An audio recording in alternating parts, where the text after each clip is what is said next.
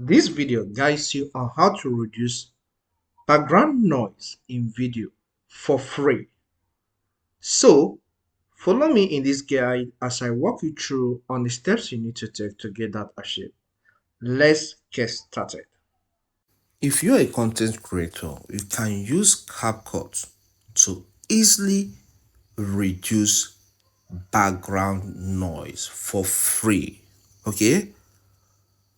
I was once in a situation whereby I was searching for how to reduce background noise until I found out that CapCut has the feature. I'm using the mobile version here, so but if you have the web version or you install it on your desktop or your computer, you can still do the same thing. So let's get started. So I'll tap on the CapCut for it to open. Then as it opens, you can go with the option to import that video. So I expect you to have transferred the video to your smartphone. But if you're using the desktop version, you can do it there. So leave your video there and get to the web and then do the conversion. So on this new page, I will tap on new project so that I can import the video I transferred, okay, from my PC into my iPhone. So I'll tap on that for it to be selected and go with option add. All right, this video has been imported. So let me play it a little.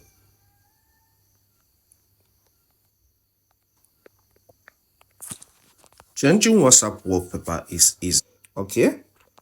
It plays, but the fact is that this video contains background noise. So I want to reduce it. So I will tap on it on the timeline. And then once I do that, I make that selection, you can see these icons at the bottom, all right? So if you are on this page like this, whereby you have the major buttons, all right? Then select the option edit, all right? So once you select the edit button, then swipe through towards the left, okay? You can see this option, reduce noise, okay? Tap on it, all right? Then toggle on the button. First is to get to your, once you toggle on the button, tap this good icon.